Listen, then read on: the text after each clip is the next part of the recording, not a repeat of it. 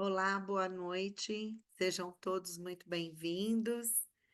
Hoje, dia 7 de abril de 2025, iniciamos a atividade do eixo temático Insumos Farmacêuticos do Programa Educacional, promovido pela Academia de Ciências Farmacêuticas do Brasil, em nome da qual eu lhes dou as boas-vindas. Em 2025, as atividades educacionais estão organizadas sob 6 eixos temáticos: análises clínicas e toxicológicas, educação em ciências farmacêuticas, biodiversidade, plantas medicinais e inovação, insumos farmacêuticos, pesquisa farmacêutica, toxicológica e clínica e tecnologia farmacêutica e cosmética. As atividades ocorrem semanalmente às segundas-feiras durante todo o ano, das 18 às 19h30. O calendário completo está disponível para consulta no site cienciasfarmacêuticas.org.br e em nossas redes sociais.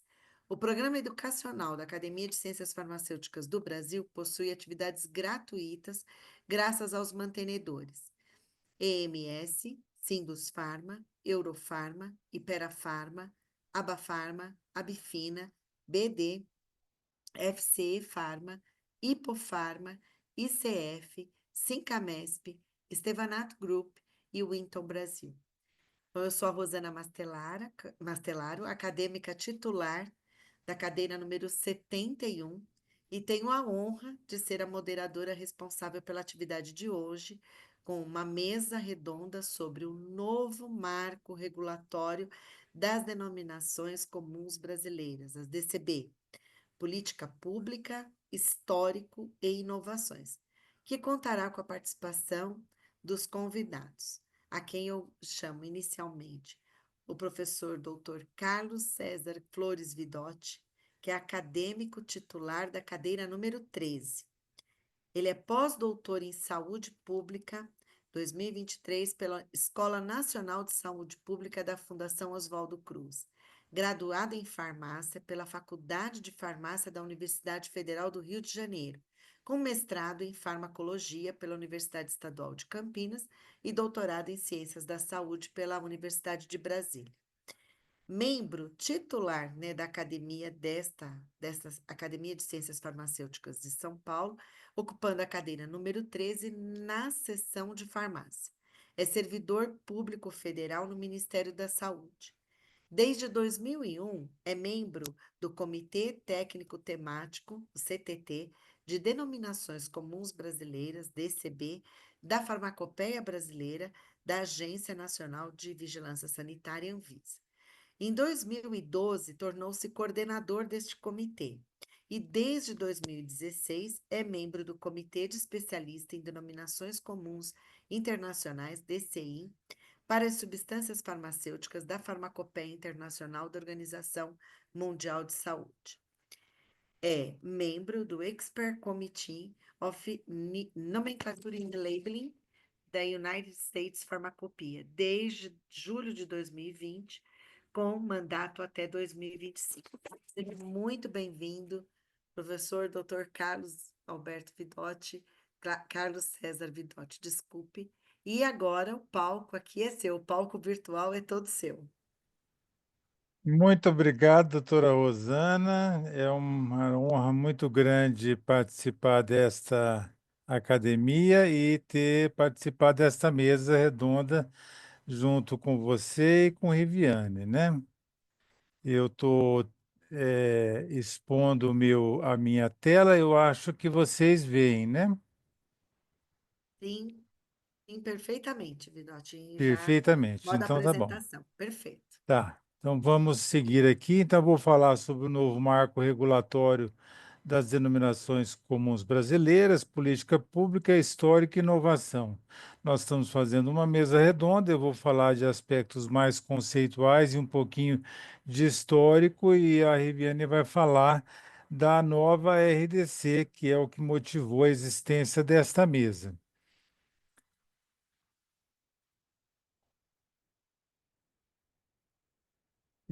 Passei.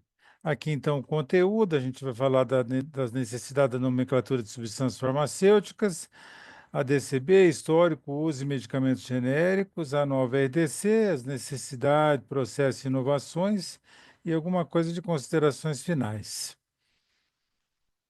Os princípios da nomenclatura de substâncias farmacêuticas. Então, aqui eu estou falando de coisas que são mais antigas, mas que estão presentes no texto da nova RDC 955 de 2024.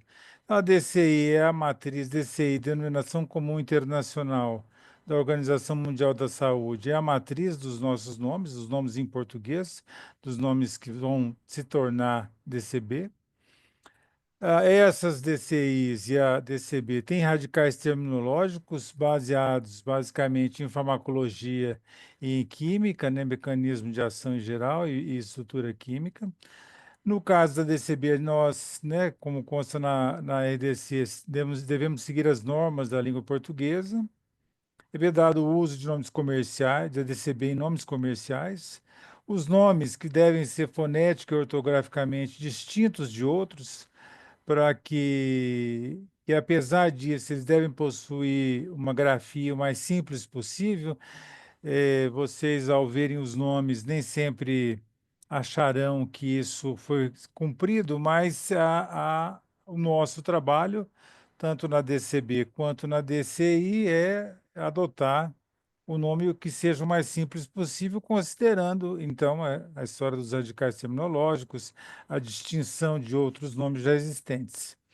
E aí, evitar nomes que possam gerar confusão, por exemplo, aí, evitando erros de medicação, que é outra preocupação importante. Aqui o que há em um nome é uma frase que se usa muito, é a necessidade da nomenclatura científica precisa, né? Precisa significa que ela não pode ser confundida com outra nomenclatura. Então, dado um nome de uma substância farmacêutica, ela tem que ser única e ela não pode ser confundida com outra. Aí estou fazendo um pequeno histórico, pequeno, porque existem muitos outros exemplos.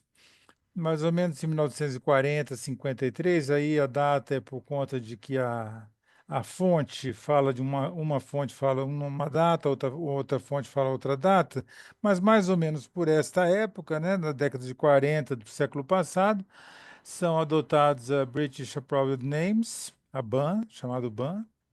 1950, 53, 1950 começa a Assembleia Mundial da Saúde, por meio da resolução 3, número ponto 11, adota então a necessidade de uma denominação comum internacional para substâncias farmacêuticas e que seja efetivada, ou seja, a primeira lista de 1953. Em 1961, começa a ser publicada a USAN, United States Approved Names, que é uma comissão que junta, né, tem três, quatro instituições americanas que compõem esse comitê, que é a Associação Médica Americana, a Associação de Farmacêuticos Americanos, a Farmacopeia Americana, USP, e o FDA. Então, esses aqui são alguns poucos exemplos desta época. No Brasil, em 1981, ou seja, 40 anos depois da USAN, nós temos a primeira lista do que poderia ser uma DCB, Denominação Comum Brasileira, que não tinha este nome à época, mas é uma lista bastante extensa, 30 páginas do Diário Oficial.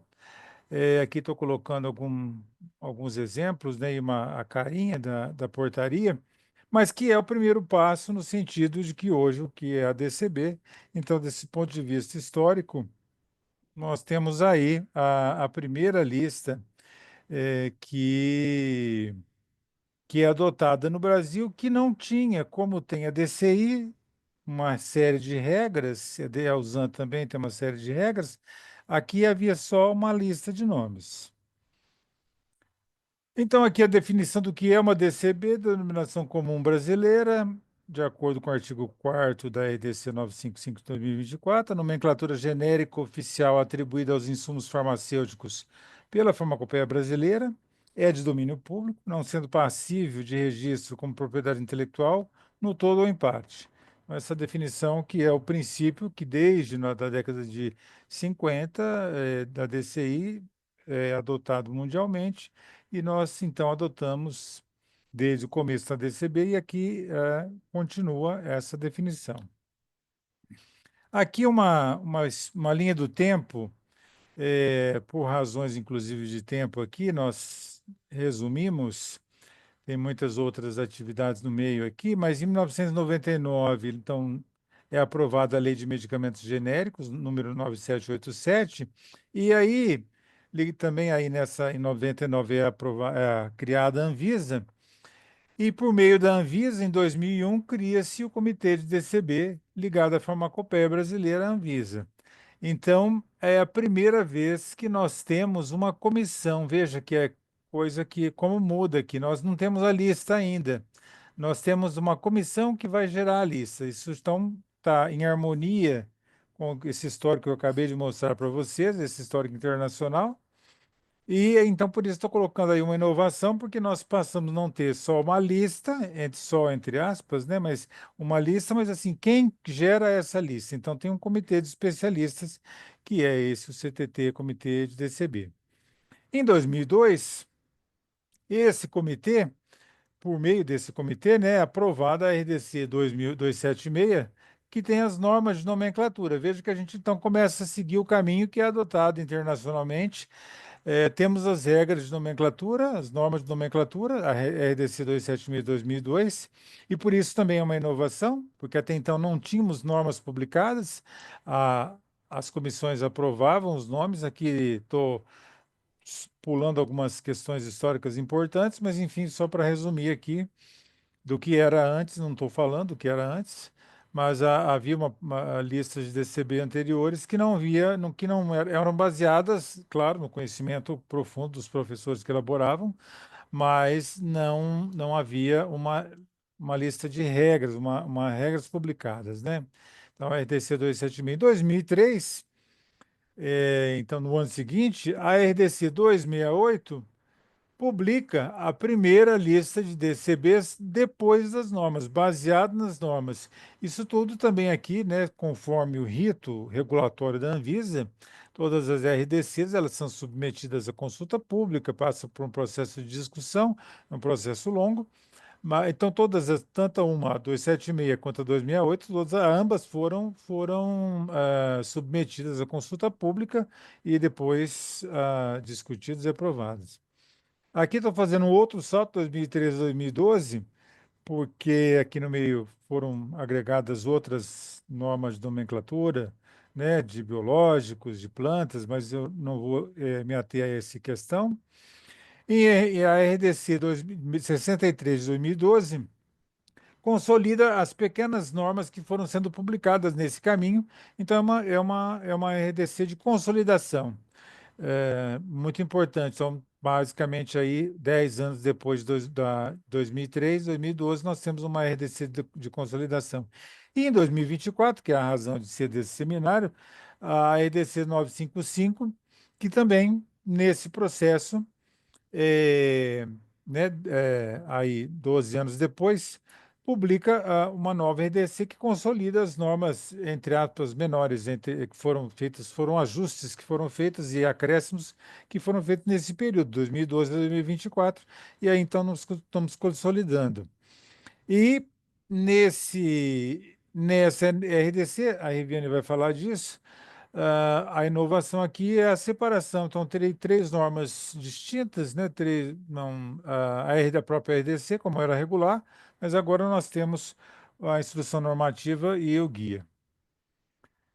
Como eu estou falando de medicamentos genéricos, só para não passar em branco, a importância, todo mundo sabe, todo mundo daqui com certeza sabe disso, mas a importância dos medicamentos genéricos hoje no Brasil. Então, agradeço muitíssimo ao meu amigo e colega Reus Farias por ter me provido esse gráfico aqui.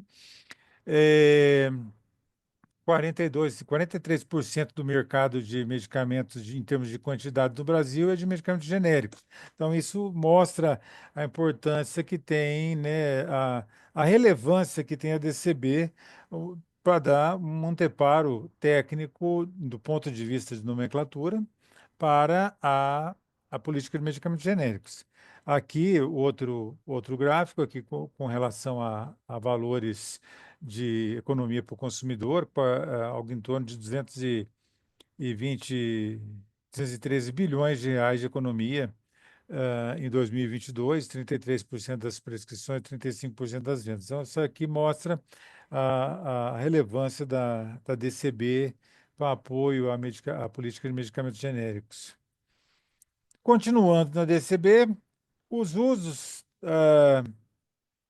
eu diria que as pessoas estão acostumadíssimas com a DCB porque não tem como não fugir dela, né? Então, ela está nos cartuchos de medicamento, nas rotulagens, na importação, na exportação, nos processos regulatórios, documentos oficiais, prescrição, dispensação, informação, editais, licitações, etc. Então, isso está escrito na própria RDC, mas vejo que isso vem desde lá de trás, esse processo, desde 1981, quando eu mostrei para vocês a primeira lista, né? Então, essa construção que vimos aí, esse histórico. Esse caminho regulatório, eu não vou me ater a ele, mas só para mostrar os muitíssimos passos que foram dados para que nós tenhamos hoje a RDC 955, que foi publicado em 20 de dezembro de 2024 e que saiu no Diário Oficial como presente de Natal, saiu no dia 24/12, né? Mas ele começou lá em 2016. Então, claro que nesse meio de tempo nós tivemos muitas transformações no Brasil e no mundo, e na própria farmacopeia, que também não é, né, as mudanças da farmacopeia seriam até um motivo bacana, importante, relevante para falar aqui em outro seminário. Mas veja como leva um tempo enorme para a gente fazer uma nova RDC, mas conseguimos chegar com uma inovação, como a Riviane vai mostrar para você daqui a pouco. Então, nesse novo marco regulatório, tem três instrumentos que a gente estou chamando aqui de inovação, né? Os três instrumentos. Tem a RDC, como já era tradicional, que tem as diretrizes obrigatórias, a série de normas que são colocadas, a instrução normativa que aprova a DCB, então agora nós temos uma instrução normativa que vai aprovar sempre toda a atualização de DCB, e o guia, que é uma inovação não só da DCB, como tem sido regular em outros regulamentos da Anvisa, é, que nós, então, uma parte da regulamentação em termos de normas que constava antes na RDC anterior, na 63, agora foi para o guia, tornando ele mais fácil de ser alterado. E também uma coisa do ponto de vista didático, que na norma não é possível, na RDC não é possível, no guia será, que é você poder dar exemplos do que você está se referindo ali naquele artigo, naquele parágrafo, o que se refere àquilo, né? Às vezes a norma fica um tanto quanto hermética, então o dar exemplo seria muito importante. E aqui vai permitir. Nós aqui, sobre o nosso plano de trabalho para 2025, né? Que eu estou falando então do CTT, então eu tenho que falar do nosso plano de trabalho para 2025, que essa é uma informação pública, por isso estou trazendo aqui, ela está disponível nesse endereço que está colocado aí embaixo no site da Anvisa, ela já foi aprovada pelo Comitê Gestor da Farmacopeia Brasileira, então nós teremos aqui 4 atualizações da lista da DCB trimestralmente.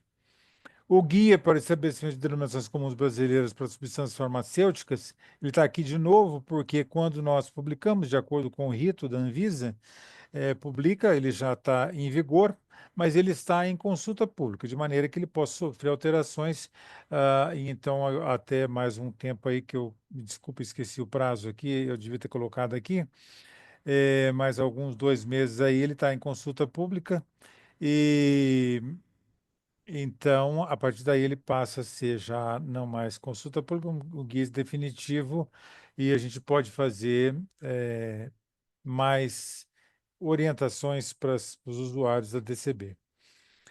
Nós pretendemos fazer também uma atividade educativa sobre denominações comuns brasileiras, isso também vai ser uma inovação que nós hoje não tivemos.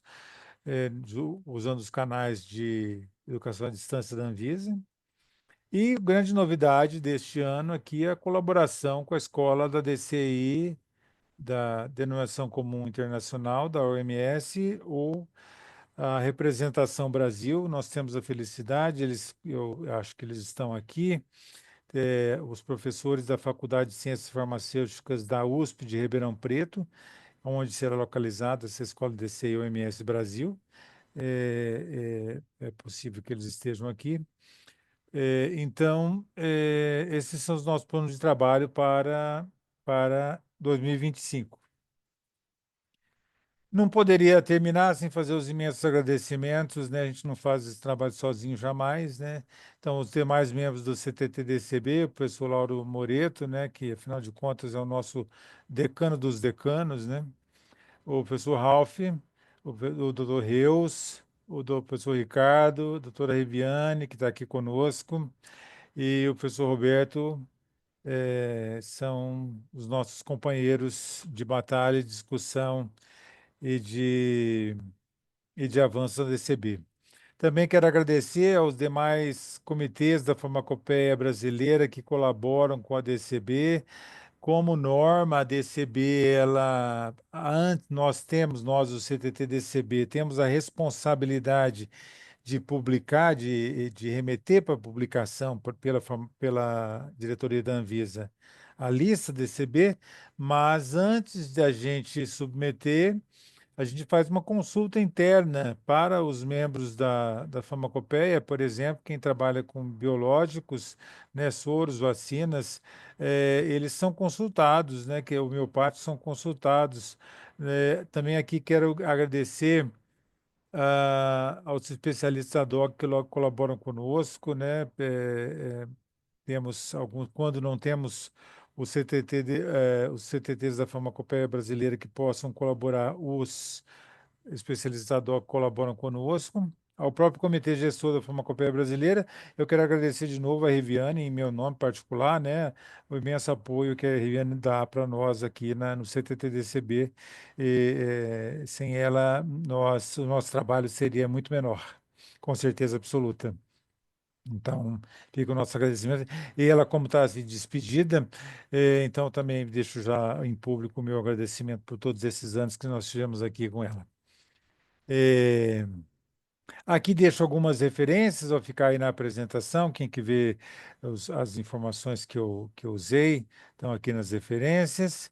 E eu não poderia terminar, né, hoje é o dia 7 de abril, tivemos a felicidade de ter esse dia alocado à nossa palestra aqui, a nossa mesa redonda.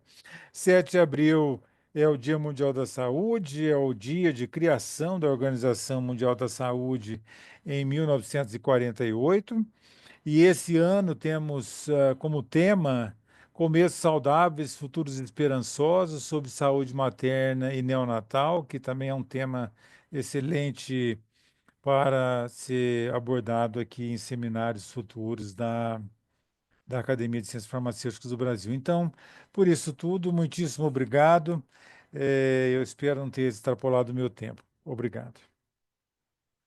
Professor Vidotti, excelente apresentação, não dentro do tempo. Foi difícil, eu tenho certeza, consolidar todo esse histórico e principalmente o trabalho que vocês realizam, né? Tive o privilégio de fazer parte desse CTT há um tempo atrás, hoje eu estou no comitê gestor e posso garantir para vocês que eles trabalham assim muito e fazem um trabalho muito bacana. Além de contribuir com a nomenclatura dos produtos também é um trabalho extremamente importante, ser célere, porque são as moléculas que vão fazer parte de um dossiê de registro, né?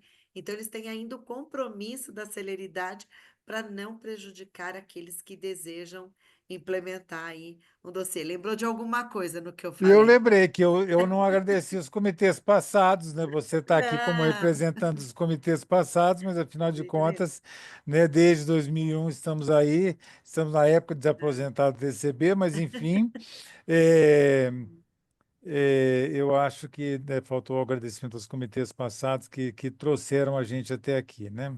Mas com a sua Mas apresentação, eu ainda tenho mais um detalhe para comentar, e não são só os insumos ativos, né? Tem aí sim, outras categorias de esse produtos que são bem tem desafiadoras. bem Bom, desafiadores.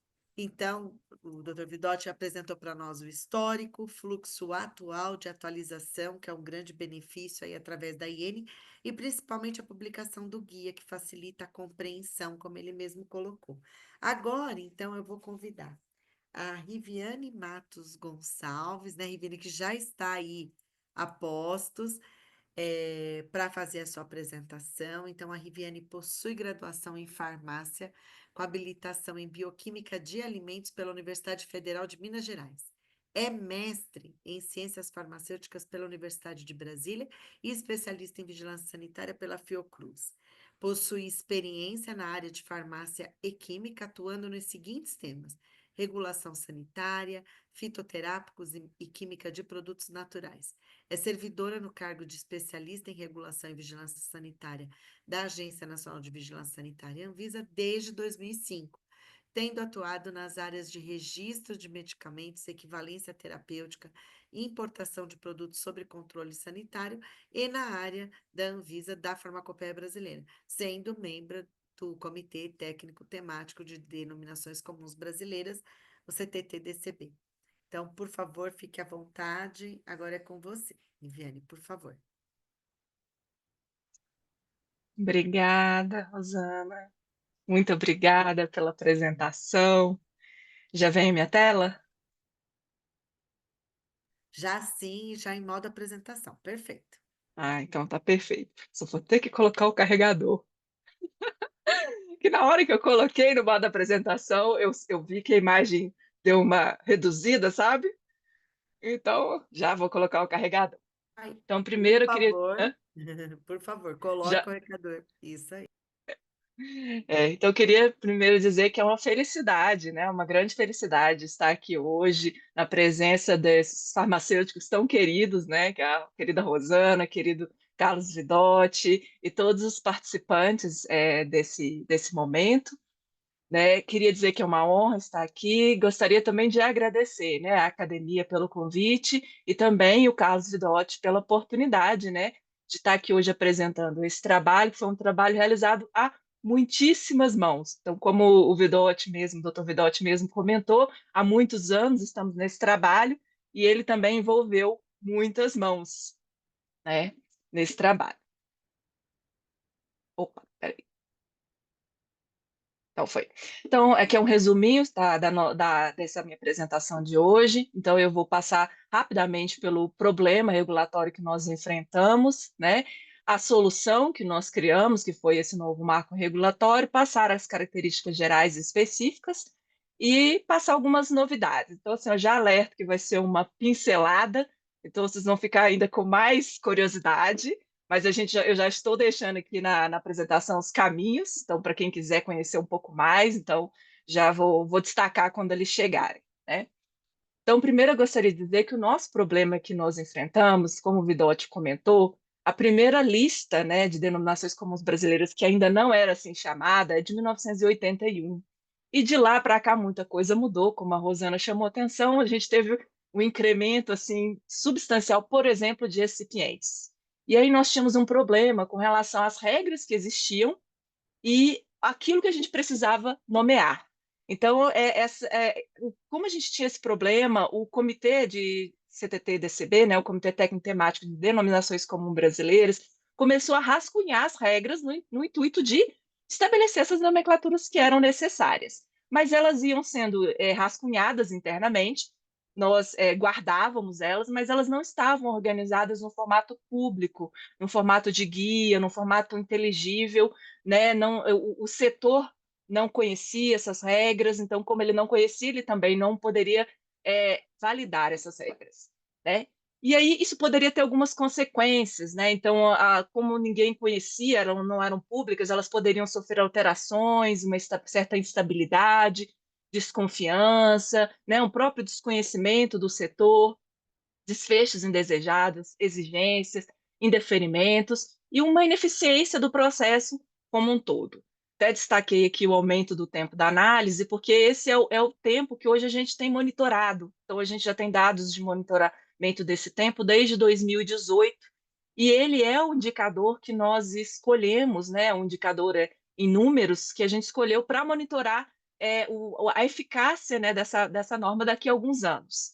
Então, foi ali que a gente entendeu, opa, peraí, existe uma evidência que a gente pode melhorar, né?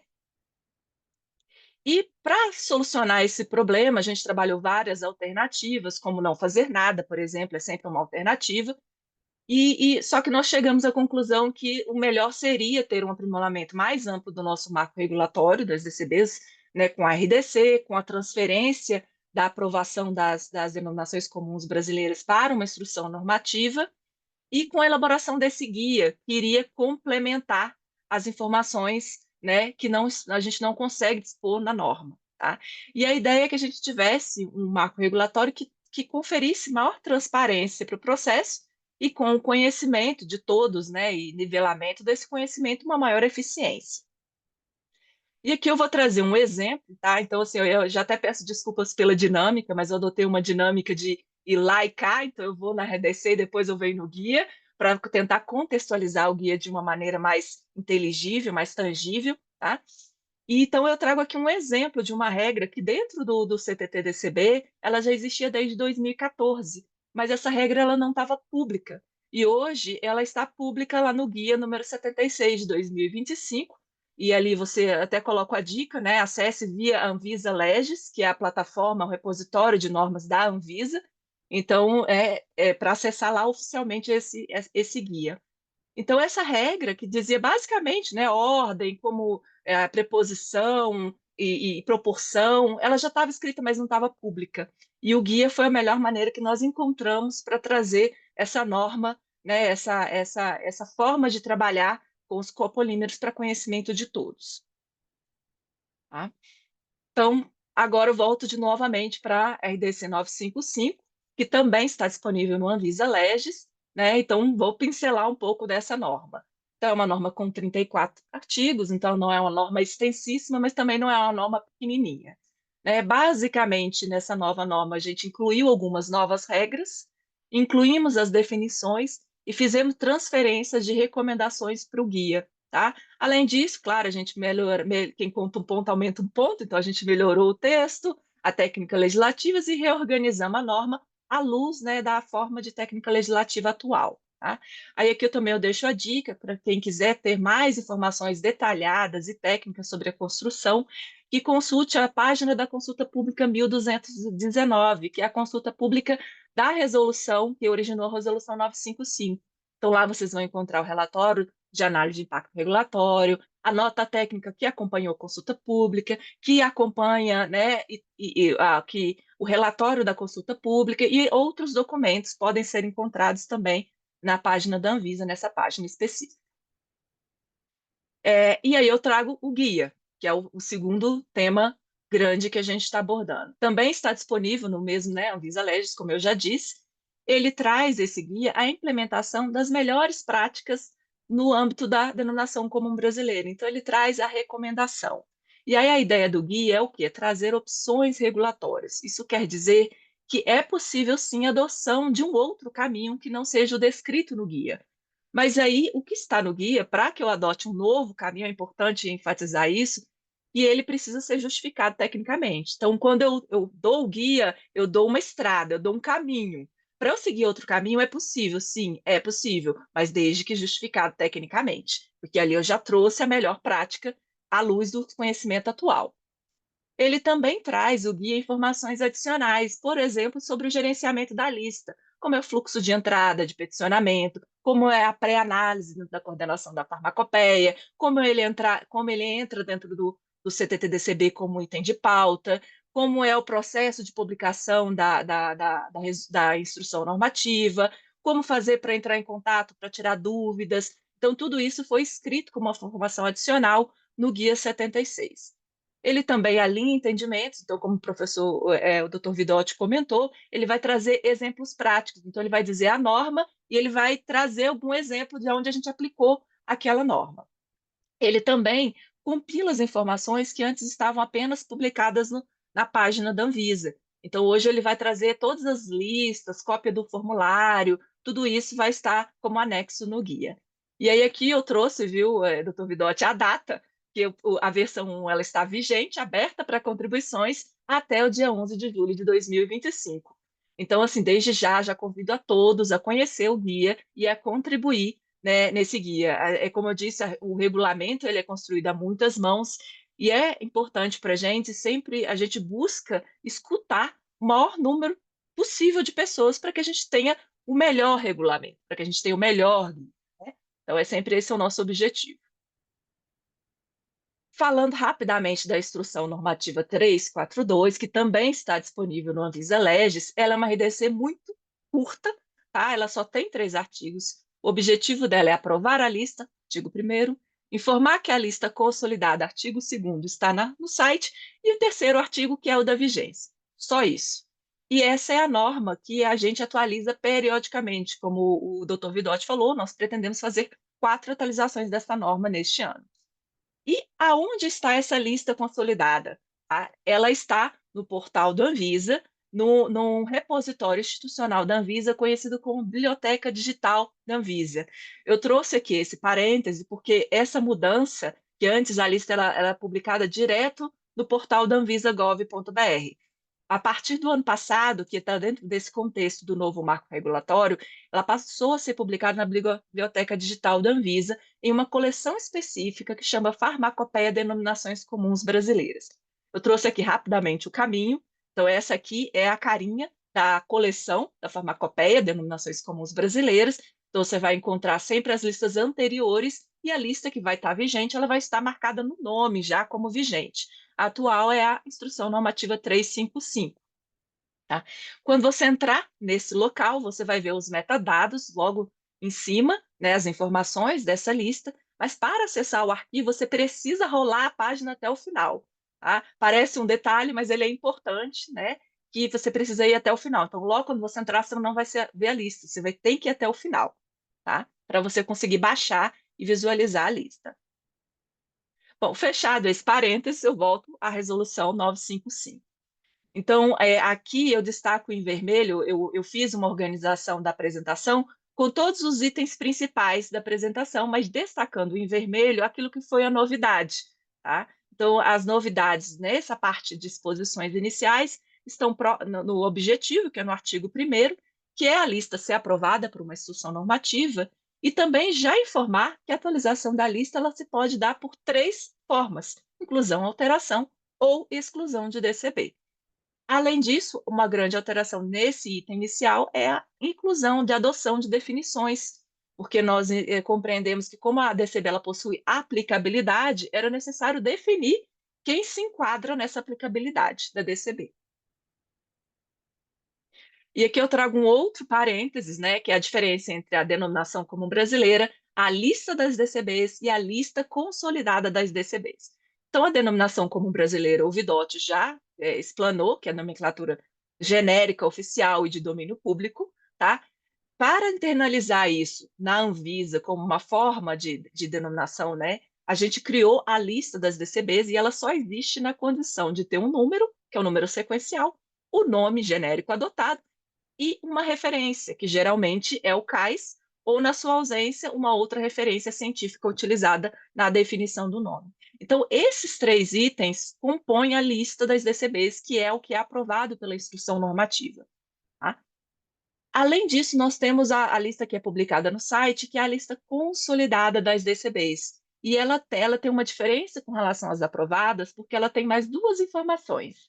Então, ela tem o histórico, que vai ter a informação de quando foi incluída, quando foi excluída, quando foi alterada, ou quando foi consolidada aquela lista das DCBs, e ele pode conter a classificação indicativa do insumo. Então, aqui é importante colocar que nem o histórico e nem a classificação indicativa são componentes da DCB, mas eles compõem a lista consolidadas, tá? E aí eu trago também, aqui já é fazer um paralelo do guia, para dar mais uma pincelada de uma informação que está no guia, a respeito dessa classificação indicativa que é incluída na lista consolidada, que ela, como disse, não é um componente da denominação comum brasileira, então ela é baseada na sugestão do usuário, do interessado, e ela não está sujeita à análise rotineira do CTT-DCB. Então, ela é apenas uma classificação para você ter uma ideia administrativa de quantos produtos biológicos eu tenho estabelecido, quantos recipientes, quantos homeopáticos e assim por diante. E trouxe aqui também, destaquei a classificação INF, porque ela é alvo frequente de dúvidas, tá, dos usuários, mas ela é simplesmente uma classificação que está na lista porque eu não tenho outra classificação, ou seja, aquele insumo, aquele nomenclatura, ela nunca foi classificada no processo de estabelecimento. Então, eu não teria como atribuir uma classificação para ela porque não foi feito na época do estabelecimento. Então, ela recebe um INF, que seria uma classe, ela é um insumo farmacêutico, mas ela não foi classificada no processo de estabelecimento de DCB. Então, é isso que quer dizer o INF na lista consolidada das DCBs. Bom, voltando para a RDC 955, em seguida, após as disposições iniciais, eu tenho as gerais, né? O artigo 5º, ele vai tratar do procedimento, e aí uma novidade nesse artigo 5º foi a atribuição da responsabilidade ao requerente, de ele ser o responsável por solicitar, né, a DCB. Temos no artigo 7º uma novidade também do procedimento regulatório, que lá foi prevista já no artigo, né, na própria resolução, a dispensa da análise de impacto regulatório e a dispensa de consulta pública para atualização da lista, que é realizada por IN, por instrução normativa. Também foi previsto um prazo para adequação de 180 dias para alteração ou exclusões das denominações comuns brasileiras. No artigo 8º, que está dentro desse conjunto da norma, também foi previsto que a aplicação do histórico na lista consolidada das DCBs. Já vinha sendo realizada, mas não estava previsto na norma. Seguido desse bloco aí da norma, chega o bloco das regras. E aí, regras, nós temos as diretrizes gerais, e temos as diretrizes específicas por insumo. Então, aqui eu já destaco que uma das alterações que teve nessa norma foi a separação das disposições específicas de soros e perimunes heterólogos e de vacinas. Então, nós separamos, antes ele era junto, né? E a alteração das disposições específicas de insumos ativos utilizados em medicamentos dinamizados, que antes ela era denominada apenas homeopáticos. Então, a gente abrangeu o tema para ficar em consonância com a classificação regulatória adotada na Anvisa. Então, aqui eu vou trazer rapidamente, tá? Nas diretrizes gerais, qual que foi a principal troca, né? Foi realmente a previsão do guia. O guia não estava previsto na norma anterior, passou a estar previsto.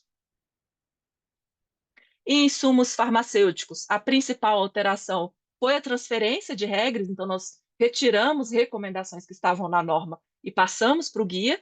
Então, aqui foi um exemplo, a gente fez um artigo 16, que é um artigo mais genérico, e que ele fala, por exemplo, da condição da hidratação, que deve ser considerada na análise, no estabelecimento da DCB. E aí, no guia, nós trouxemos que é um trecho do guia, né, 76, nós trouxemos a recomendação na minúcia, né, que a gente vai utilizar prefixo M, mono, di, tri, ses, que sabemos que tem outros prefixos que podem ser utilizados para incluir essa condição da hidratação na nomenclatura.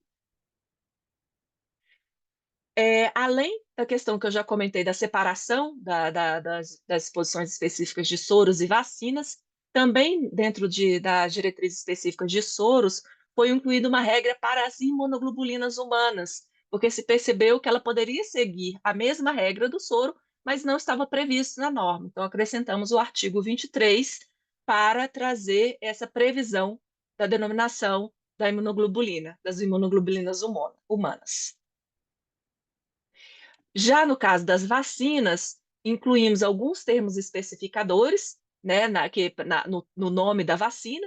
Então, incluímos RNA mensageiro, vetor viral, DNA e quimérica como possibilidade de termos a serem incluídos na nomenclatura de vacinas, e também incorporamos a possibilidade da inclusão da nomenclatura que é adotada lá na INN, ou Denominação Comum Internacional, dentro da nomenclatura da vacina. Então, aqui eu não trouxe o artigo todo, tá? Mas hoje está previsto a incorporação desse nome, que é dado principalmente para as vacinas novas vacinas, por exemplo, as vacinas da Covid, algumas recebem nomenclatura internacional da INN, e hoje já está previsto a gente incorporar essa nomenclatura na DCB.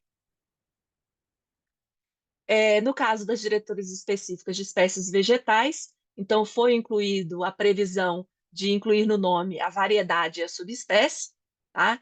Também incluímos a possibilidade de incluir cultivar, morfotipo e quimiotipo, né, nessa nomenclatura, e também trouxemos para a norma uma dificuldade e um critério sobre a estabilidade das nomenclaturas de plantas medicinais, que a gente sabe que, às vezes, essas nomenclaturas elas se alteram. Então, nós trouxemos para a norma a necessidade de se atentar à estabilidade dessa nomenclatura. E aí a gente descreve, destrincha um pouco mais como que isso vai ser feito no guia.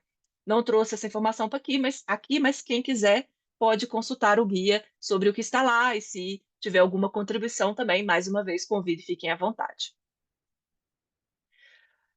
Chegando já ao final da norma, então nós vamos ter as disposições finais, né, que tem poucos artigos, são 3 artigos, a revogação e a vigência. Os destaques nas disposições finais, então, é mais um artigo que trata dessa questão da estabilidade das nomenclaturas, então, que é o artigo 30, que ele diz que a alteração de regras, né, por si só, não implica na alteração da nomenclatura já estabelecida. Então, isso aqui é para dar uma estabilidade. Então, vou dar um exemplo bem rápido de compreensão rápida. Por exemplo, hoje nós temos a gente adota o gênero para as nomenclaturas. Então, quando vai estabelecer e traduzir, a gente pode, então, colocar o final O ou o final A, de acordo com o gênero daquela nomenclatura. Mas vamos supor que no futuro a gente adote gênero neutro. Vou dar um exemplo de uma regra hipotética. O estabelecimento dessa nova regra, ela não implicaria na alteração de todas as outras que a gente já estabeleceu com gênero masculino ou gênero feminino. Então, é essa a ideia do artigo 30, que é trazer essa estabilidade, que eu não vou alterar as regras por uma questão de alteração, não vou alterar as nomenclaturas por uma questão de alteração de regras. E um outro artigo também que eu destaco aqui, que é a questão de que a denominação comum brasileira ela não aprova o uso de um insumo. Então, nós quisemos trazer isso para a norma para deixar bem claro que o processo de estabelecimento de uma nomenclatura é isso, uma nomenclatura. Ele não guarda qualquer relação com a aprovação de uso pela Agência Nacional de Vigilância Sanitária, que é feito por meios específicos, né? Que são alvos de outras resoluções e outros regulamentos. Então, por fim, né, já estou chegando ao final da minha apresentação, então eu trago aqui um panorama geral do que é o guia, né? Então, a gente tem o escopo, que é a aplicabilidade, a introdução, que tem uma parte de histórico, a base legal, que traz as normas envolvidas, né, que fundamentam a denominação comum brasileira, disposições gerais com procedimentos e fluxos, as recomendações para o estabelecimento da DCB, que traz recomendações e exemplos, considerações finais, o glossário, o glossário, na verdade, ele está referenciado na norma, as referências bibliográficas consultadas para fazer o guia e os 6 anexos, que são estes anexos aqui que eu, né, descrevo para vocês, que são todos eles já estavam públicos, foram apenas incorporados no guia, tá? Então, destacando aqui o anexo primeiro, que é o primeiro anexo, que é o formulário de solicitação, propriamente dito, e ele está hoje como um anexo do guia. Vou destacar também o anexo 3, que é o dos identificadores das referências, né? Então, hoje eles estão no guia, antes eles ficavam publicados apenas no site. E o anexo 5º, que eu gostaria também de trazer aqui para um destaque, que é uma relação exemplificativa de radicais, prefixo, infixo e sufixos utilizados na formulação desses nomes genéricos, tá? E ele é uma relação exemplificativa, porque a lista completa, em constante atualização na língua inglesa, pode ser encontrada, né, no site da Organização Mundial da Saúde. Então é isso, né? Termino a minha apresentação agradecendo, né, a todos pela paciência, né? E aqui coloquei várias pessoas, né, que contribuíram aí nesse marco regulatório, grupo de trabalho. A Rosana fez parte desse grupo de trabalho, os vários CTTs específicos que foram consultados, especialistas, áreas técnicas, e a própria quarta diretoria e a gerência de laboratórios de saúde pública. Muito obrigada. Excelente, Riviane, muito obrigada. Pessoal, eles falam de uma maneira muito simples, mas vocês não imaginam o quanto é complexo tudo isso. Mas vocês foram muito ilustrativos também para mostrar o que compõe esses, tanto a normativa, a resolução 955, quanto o objetivo da instrução normativa e principalmente o conteúdo do guia. Eu acho que o mais relevante, esse modelo adotado pela Anvisa é excelente, que a norma fica mais enxuta e o guia muito mais didático, porque a gente tem que pensar nas pessoas que ingressam nessa área, nas pessoas que precisam entender a regulamentação para que possam, né, seguir adequadamente. Então, é fantástico esse modelo, o que também facilita a revisão. E aí, pessoal, lembre-se, hein? Até 11 de julho estão abertas contribuições para o guia. Tem uma proposta melhor, tem uma via alternativa? Então, não esqueçam, 11 de julho, consulta pública, ou seja, todos podem contribuir.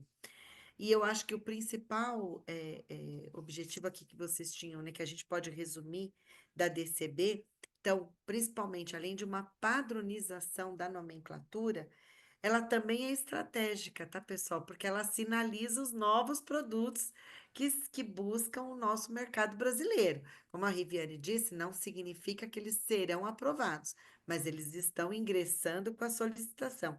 E permite aí, depois que foi apresentado pelo Vidotti, a correta identificação dos medicamentos, né? Para que a gente possa comparar os medicamentos, isso é fundamental para os referências e os genéricos depois, né? Para a gente comparar corretamente os produtos.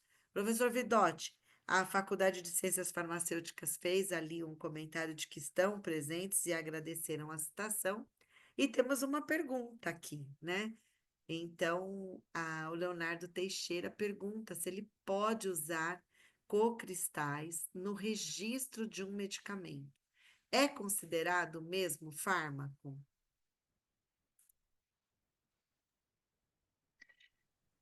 Eu acho que essa pergunta eu não vou conseguir, infelizmente, responder apropriadamente, né, Ah, ao Leonardo, porque essa questão existe uma diferença, né, entre o estabelecimento da DCB para um insumo, que tem uma relação, por exemplo, com um CAS, que existe, né, um registro CAS para aquele insumo naquela condição, e a situação que a área de registro considera. Então, é considerado o mesmo fármaco, não é considerado o mesmo fármaco. Então, existe uma diferença aí entre os entendimentos. E eu acho que, nesse caso, a coordenação da farmacopeia não seria a área que melhor responderia essa pergunta.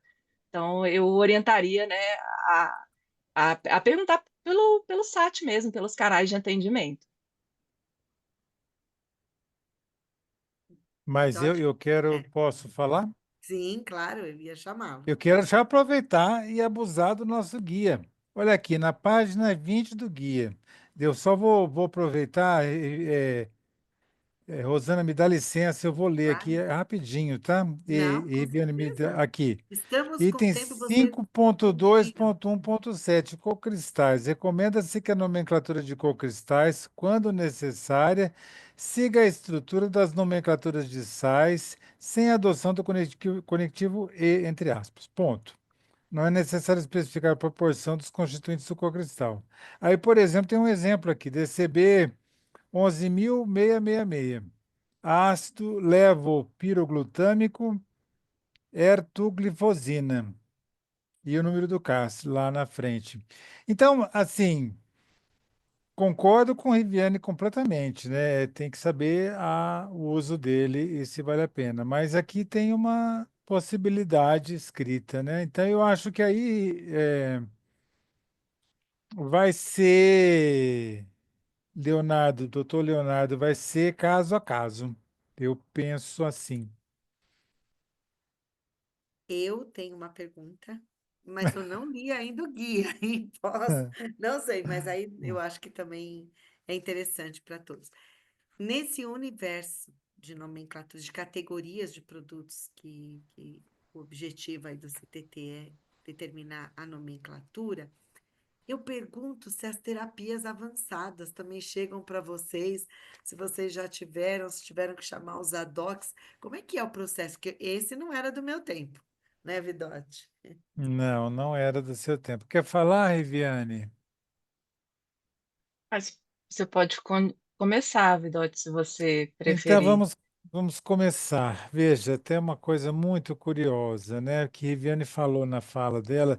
Eu não sei se alguém conseguiu entender o que ela estava falando, porque alguma coisa mudou agora recentemente, muito importante, né? Isso que Rosana está falando.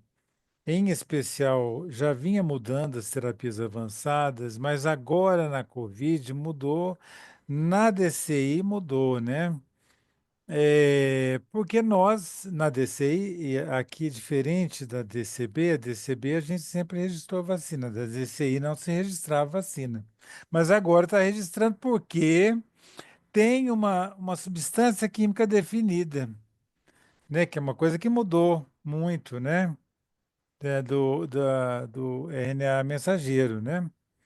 Eh, então, veja como isso tem mudado. Isso coloca a nós um desafio muito grande claro, vamos adotar a DCI, evidentemente, mas estamos mudando a forma como víamos, porque quando nós aqui chamamos biológicos, não é exatamente o que a OMS chama de biológicos. Isso também é uma coisa diferente, né? Ah, então, aqui, os soros e vacinas, isso não existia na DCI, não existe soro, não existe, né?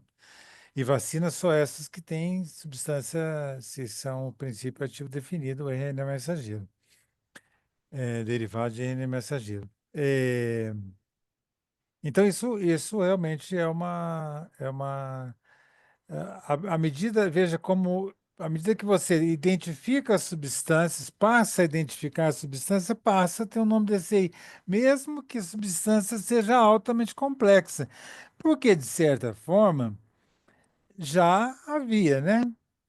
Já havia todos os MABs, né?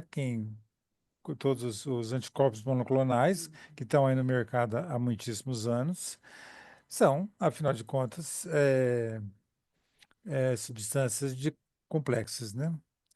É, mas agora, então, tem uma complexidade maior ainda. Então, isso realmente a gente tem definido e nós nos coloca essa questão que Riviane. Eu estou fazendo uns saltos aqui que Riviane colocou aí dos radicais terminológicos. É, Nós, né, adotamos e estamos tá aí disponível na Anvisa, muitos radicais são os radicais antigos, entre aspas, esses radicais químicos, né, de nomenclatura química, de terminologia química, mas agora não mais, né? Então agora não só mais eles, tem muitos mais que têm então da os mecanismos de ação que são os mais comuns hoje em dia e mecanismos de ação com essas substâncias como essas que você referiu, Rosana. Então, realmente, aquilo que eu coloquei lá entre aspas, o que há em um nome, é exatamente essa pergunta, o que há em um nome, porque uma letrinha dessa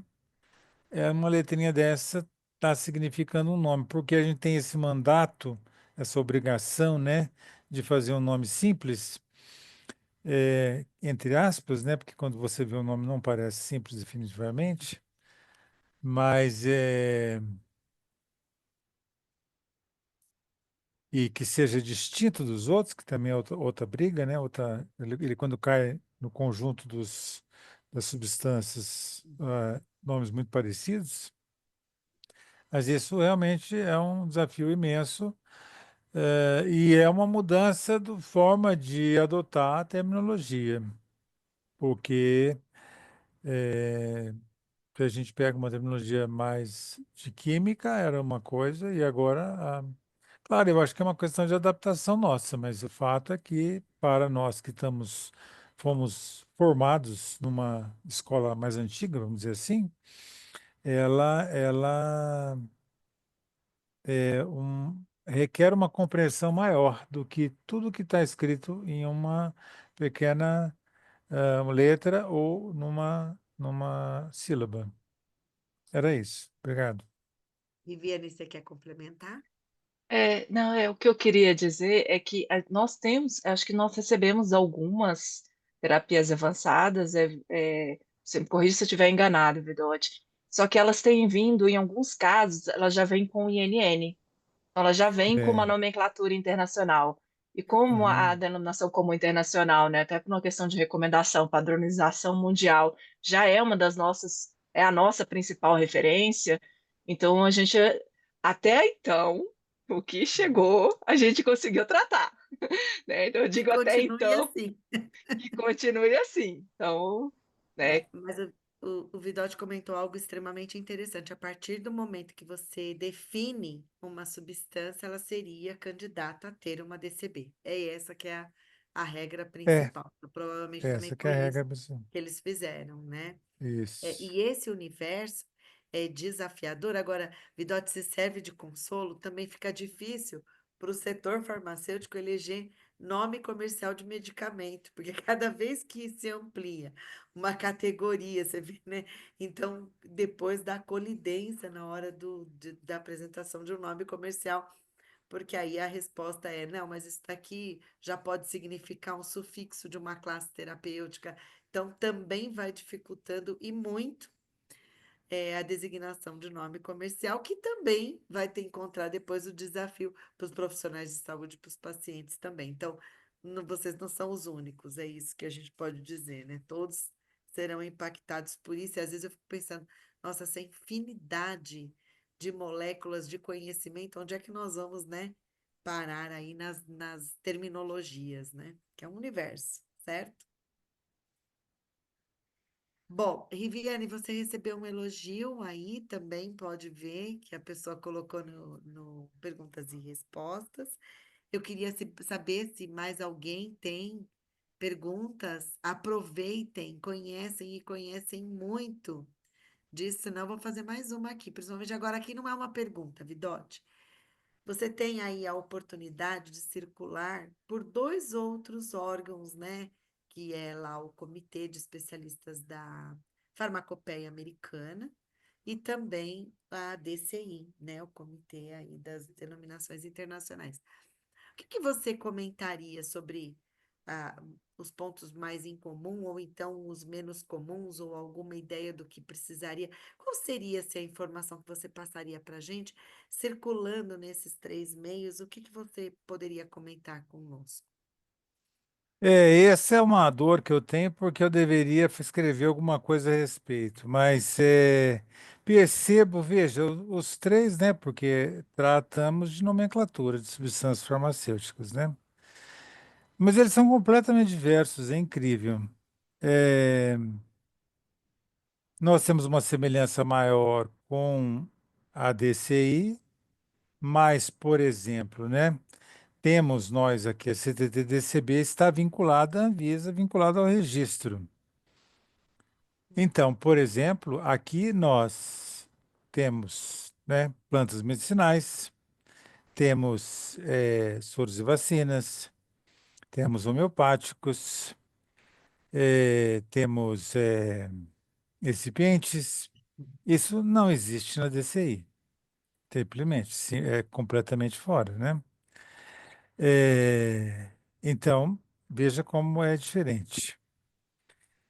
E a farmacopeia americana é mais diferente ainda, porque eles dão nome para plantas, dão nome para substâncias regulares, mas eles têm uma relação, porque também lá, veja, lá eles não estão ligados, como a DCI, eles não estão ligados ao registro de medicamentos, né? Mas eles estão ligados, né? Parece quem lembra de um frasco de medicamento americano, e às vezes vem escrito lá, né? De acordo com a farmacopea americana. O comitê lá, o nome dele, né? É Nomenclature and Labeling. Ele tem uma parte, um nome de rotulagem, né? Labeling. Então, ele define como vai ser escrito no rótulo, né? Que é uma diferença nossa aqui. Eles definem, às vezes, em alguns momentos, concentração, que nós não temos aqui, né? Eles são muito mais ligados ao produto farmacêutico e não à substância. A substância também, mas também é produto farmacêutico. Tá outra diferença incrível, né?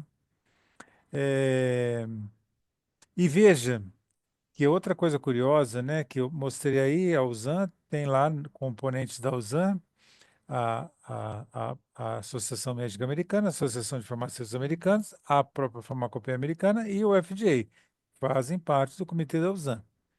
Mas a Farmacopeia Americana tem um comitê de nomenclatura.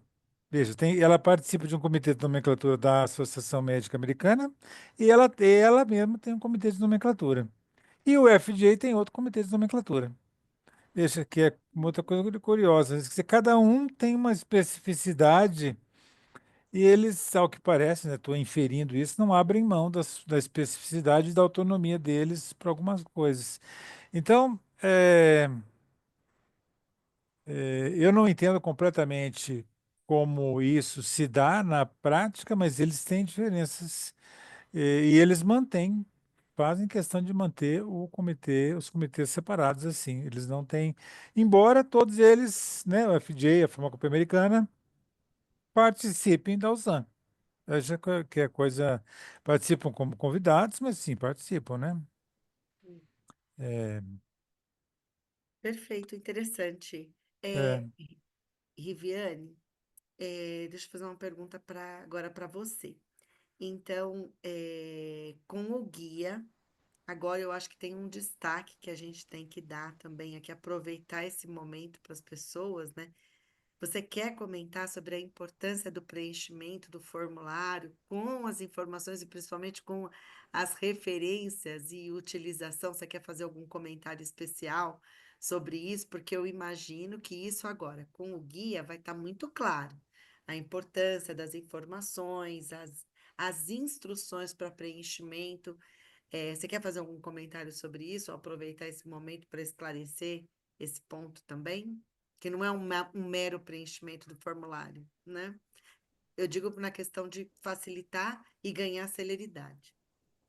É, uma coisa importante com relação ao guia, que nós trouxemos essa inovação do guia, mas nós, como Comitê Técnico Temático, né, do CTT-DCB, nós temos compreensão que o guia é quase que algo em construção, em constante construção. Então, nós procuramos incluir no guia, nesse primeiro momento, aquilo tudo que estava consolidado para facilitar esse processo de instrução e de peticionamento, de instrução de uma solicitação de DCB visando a celeridade. Então, assim, a ideia realmente foi colocar num único documento, porque realmente a gente tinha essas informações, mas, por exemplo, orientações para o preenchimento do formulário era uma informação que estava no site num ponto X. A referência já estava em outro lugar no site. Se você quiser saber como via SEI, que faz o peticionamento, aí você tem que assistir um webinar. Então, a ideia do guia também foi muito dessa ideia de consolidar realmente todas essas orientações no mesmo lugar, num documento que a gente consegue ter uma certa estabilidade, né, e que a gente consiga, né, e aos poucos, assim, se a gente entender mais para frente que é importante a gente fornecer mais alguma orientação, algo, né, que seja impactante, que a gente também coloque no guia para favorecer, né, essa celeridade. Sempre a gente está tentando trabalhar assim, a gente já tem isso a melhor forma, então vamos dar transparência da melhor forma para que aquilo já chegue de uma melhor, assim, uma maneira mais que vá fluir, né? Que o guia realmente faça essa função de ser um guia para chegar mais rápido no final, né? Ou seja, com isso nós reiteramos a importância de fazer também contribuição do setor né? Ou Sim. não só do setor, pode ser academia, todos que estiverem envolvidos nesse processo podem sugerir também sobre o seu ponto de vista que tipo de informação que poderia constar a mais nesse guia. Aproveitem, o prazo aí, ó, tá aberto, ainda temos tranquilamente aí 3 meses, certo? 3 meses Sim. para 3 meses, concluir. certinho. Bom, se não temos mais perguntas, então eu queria fazer aqui e caminhar para o encerramento, tudo bem? Então, primeiramente, né, agradecer fortemente em nome da Academia de Ciências Farmacêuticas e de maneira especial ao acadêmico Carlos César Vidotti e para a Riviane Matos Gonçalves, que trouxeram contribuições relevantes e principalmente nos permitiram alcançar o objetivo dessa mesa redonda, que era, né, apresentar a nova regulamentação, a resolução 955 de 2024, mais as inovações regulatórias, a IN, que, pessoal, facilita muito a IN, né? A revisão das nomenclaturas, facilita também aos diretores não terem que ficarem lendo os nomes completos, né, Riviane, Nadcol, ele depois pode aprovar isso num rito bem mais célere, inquestionável aí, porque já passou por todos esses experts, e o guia. Além disso, o histórico da DCB e, principalmente, a importância para a política pública de medicamentos genéricos, com o objetivo aí de ampliar o acesso e o uso racional de medicamentos, incluindo também a segurança do paciente. Vamos evitar aí, minimizar risco de confusão, né? Esse é um grande objetivo. Bom, aproveito para compartilhar algumas informações. O terceiro prêmio Pio Correia de Inovação em Ciências Farmacêuticas com a Biodiversidade Brasileira tem o objetivo de reconhecer estudos e projetos inovadores que utilizam a riqueza da biodiversidade brasileira para impulsionar o setor farmacêutico. A premiação abrange áreas como cosméticos, medicamentos, produtos de higiene, suplementos alimentares e vacinas, e visa destacar as soluções que contribuem para a saúde e promovam o bem-estar da população. As inscrições estão abertas. O link está sendo compartilhado no chat. Participem. E avisá-los também que na próxima segunda-feira, dentro daquela programação semanal que eu disse no início da nosso encontro, então no dia 14 de abril, teremos a palestra sobre o potencial farmacêutico dos óleos essenciais e dos hidrolatos, com a doutora Ellen Thanos Rangel. O link de informações também está sendo compartilhado aí com vocês no chat. Encerramos agora a nossa transmissão. Reitero os agradecimentos aos nossos palestrantes e à audiência que os prestigiou. Um grande abraço e até a próxima atividade. Muitíssimo obrigada a todos. Parabéns aí a todos vocês, aos nossos palestrantes. Belo Muito trabalho. obrigado. Obrigada. Obrigado. Muito obrigada. Tchau, tchau.